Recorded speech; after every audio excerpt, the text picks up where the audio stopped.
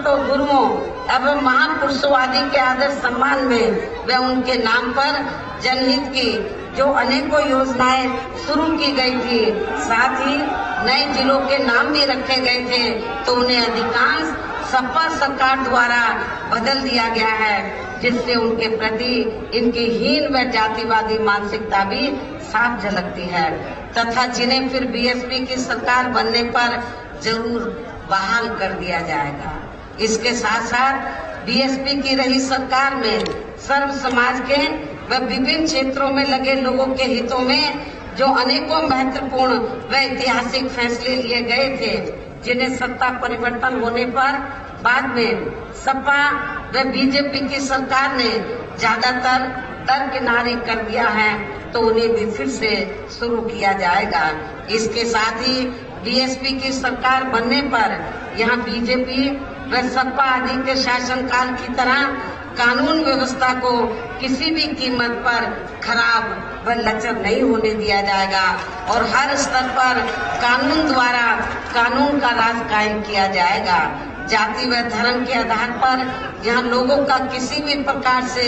शोषण व उत्पीड़न आदि नहीं होने दिया जाएगा, जैसा कि वर्तमान भाजपा सरकार में हो रहा है। खासकर कानून व्यवस्था को बेहतरीन बनाने के लिए विशेष अभियान के तहत व दलगत राजनीति से ऊपर उठकर यहाँ गुंडों, बदमाशों, माफियाओं व अन्य आपराधिक एवं अराजक तत्वों को भी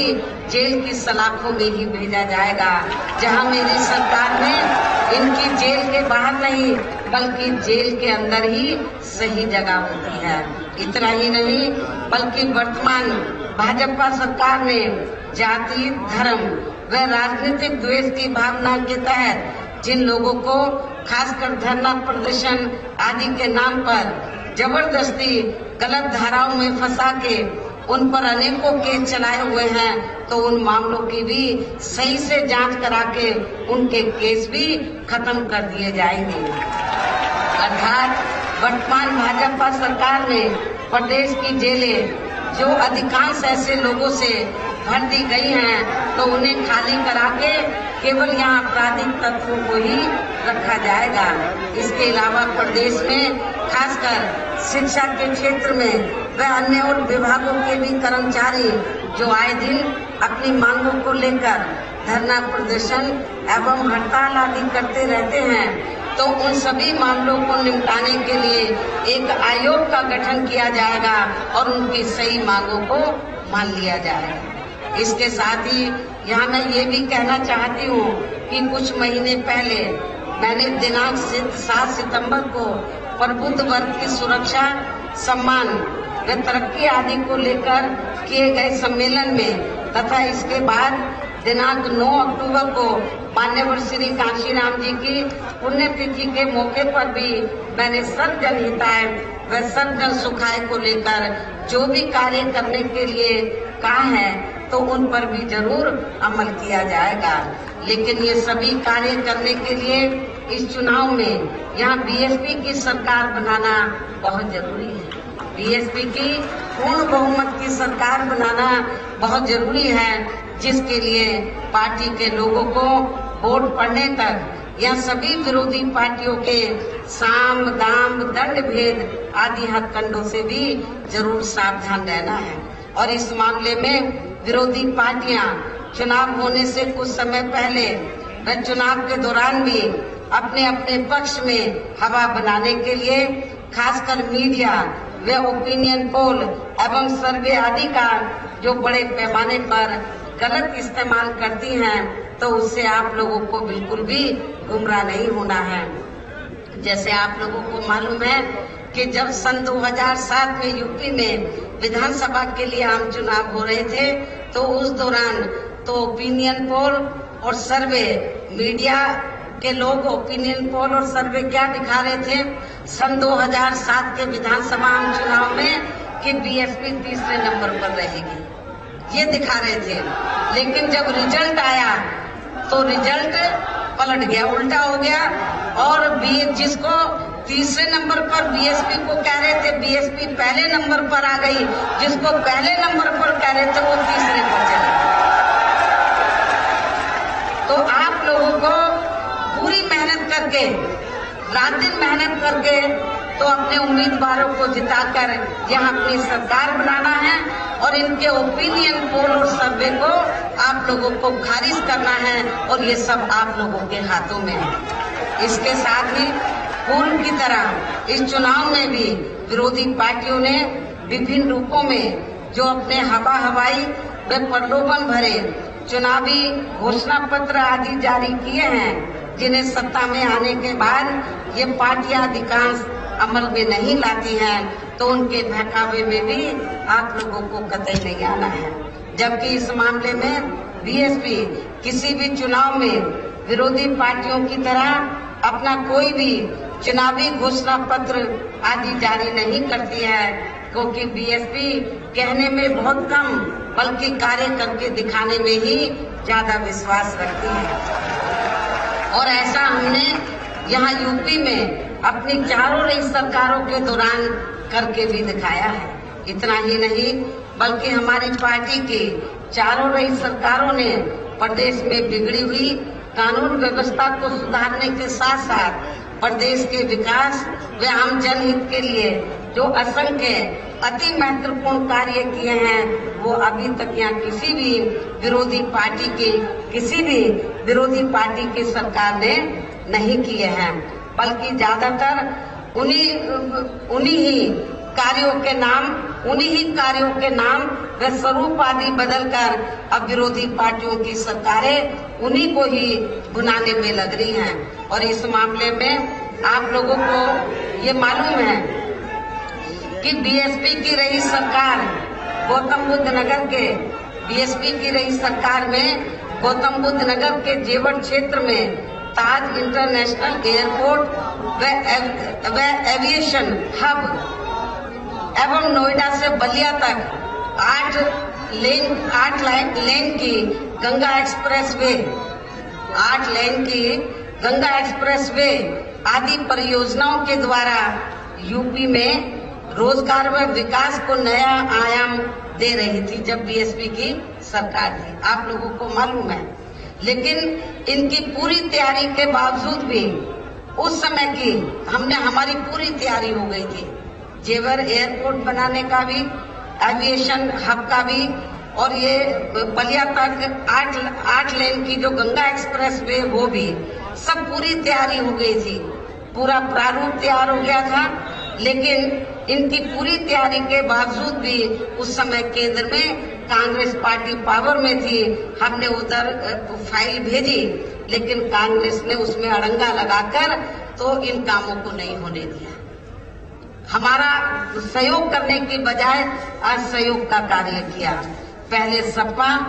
व अब भाजपा सरकार का कार्यकाल गुजरने के बाद हमारी पार्टी जब सत्ता से बाहर हो गई, उसके बाद सपा पावर में आई, बीजेपी पावर में आई। पहले सपा और वह अब भाजपा सरकार का कार्यकाल गुजरने के लगभग 1 दशक बाद इन महत्वाकांक्षी योजनाओं का शिलान्यास हुआ है, केवल शिलान्यास हुआ है, जबकि विकास के ऐसे कामों को समय से शुरू होकर अब तक पूरा भी हो जाना चाहिए था। किंतु अब चुनाव के समय इनकी नींव रखे जाने पर सरकार की नियत व नीति पर शक उठाना स्वाभाविक है। ये केवल इनके चुनावी हथकंडे हैं, इसके सिवाय कुछ भी नहीं है। केवल ये शिलान्यास करते हैं, घोषणाएं करते हैं और काम को जमीनी तौर पर अमली जामा नहीं पहनाते हैं। और ये जो मैंने कुछ कामों का जिक्र किया जो बड़े बड़े काम थे, और इससे बड़े पैमाने पर पश्चिमी यूपी के लोगों को रोटी के साधन मिल जाते। ये जो यदि उस समय सेंटर में कांग्रेस की सरकार इन कार्यों में रोड़े नहीं लगाती तो मेरे ख्याल ये सारे काम शुरू हो जाते और पश्चिमी यूपी के लोगों को बड़े पैमाने पर यहाँ रोटी के साधन मिलते। लेकिन कांग्रेस ने ऐसा नहीं किया और बाद में सपा और भारतीय जनता पार्टी की सरकार भी केवल वो फाइलें घुमाती रही। और जब अब चुनाव नजदीक आ गया,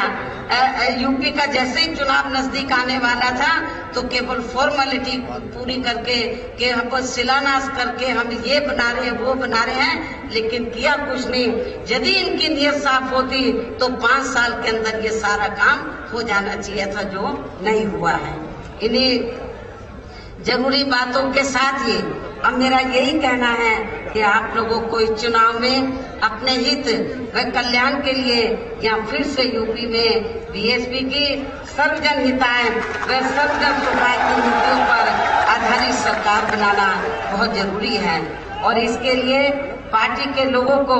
वोट पड़ने वाले दिन कोरोना नियमों का भी पालन करते हुए सबसे पहले सुबह उठते ही व समय से अपने अपने पोलिंग बूथों पर अपना वोट डालने के लिए जरूर जाना है। इसके साथ ही आपका वोट अन्य कोई व्यक्ति ना डाल सके, इसका भी आप लोगों को खुद ही ध्यान रखना है। इसके साथ साथ अपनी पार्टी का कोई भी वोट पड़ने से ना रह जाए तो उसका भी पार्टी की हर पोलिंग बूथ की कमेटी को विशेष ध्यान रखना है। और अब मेरी बीएसपी के लोगों से यही अपील है कि पार्टी ने यहाँ के मेरठ मंडल में जिन भी विधानसभा की सीटों पर अपनी पार्टी के उम्मीदवारों को चुनाव के मैदान में उतारा है, जो यहाँ आप लोगों के बीच में यहाँ मौजूद हैं। हमारे मेरठ मंडल के बीएसपी के प्रत्याशी तो यहाँ आपके सामने इधर मंच पर मौजूद हैं। मेरी आप लोगों से पुरजोर अपील है कि मेरठ मंडल के बीएसपी के इन सभी प्रत्याशियों को आप लोग वोट वाले दिन अपनी पार्टी के हाथी चुनाव चिन्ह के सामने वाले बटन को दबा के इनको आप लोग जरूर जिताएंगे। और फिर से आपको यहाँ सन 2007 की तरह ही बीएसपी की अपनी पूर्ण बहुमत की सरकार जरूर बनाना है। तभी फिर प्रदेश में अमन चैन कायम होने के साथ साथ यहाँ सभी धर्मों व वर्गों के लोगों का भी सही से विकास व उत्थान आदि हो सकता है। साथ ही यहाँ अन्याय, अपराध, भय व भ्रष्टाचार मुक्त एवं विकास युक्त वातावरण भी पैदा हो सकता है तथा तभी फिर यहाँ परम पूज्य बाबा साहब डॉक्टर भीमराव अम्बेडकर एवं मान्यवर श्री कांशीराम जी आदि का भी सपना सही साकार हो सकता है। इस उम्मीद के साथ ही मेरा यही कहना है कि अब आपको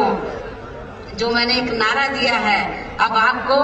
हर पोलिंग बूथ को जिताना है, बीएसपी को सत्ता में लाना है। आप लोगों को हर पोलिंग बूथ को जिताना है, बीएसपी को सत्ता में लाना है। और मैं आप लोगों को इस विश्वास के साथ ही अब मैं पुनः अपनी पार्टी के सभी उम्मीदवारों को जिताने की पुरजोर अपील करते हुए अपनी बात यही समाप्त करूं। लेकिन इससे पहले मैं आप लोगों से ये दरखास्त करना चाहती हूं कि अब वोट पड़ने के लिए समय बहुत कम रह गया है, तो वोट पड़ने तक तो विरोधी पार्टियां किस्म किस्म के साम दाम दंड भेद हथकंडे इस्तेमाल करके तो आप लोगों को गुमराह करने का ये विरोधी पार्टियां प्रयास करेंगी। लेकिन आप लोगों को गुमराह नहीं होना है, बल्कि आप लोगों को तो मेरठ मंडल की जितनी विधानसभा की सीटें हैं, हर विधानसभा में तो हमारी पार्टी ने जो पोलिंग बूथ की कमेटी बनाई है, तो हर पोलिंग बूथ की कमेटी की ये जिम्मेवारी बनती है कि वो सेक्टर और विधानसभा की कमेटी की देखरेख में अपनी पार्टी के उम्मीदवार को जिताने का पूरा प्रयास करें। और मैं खास तौर से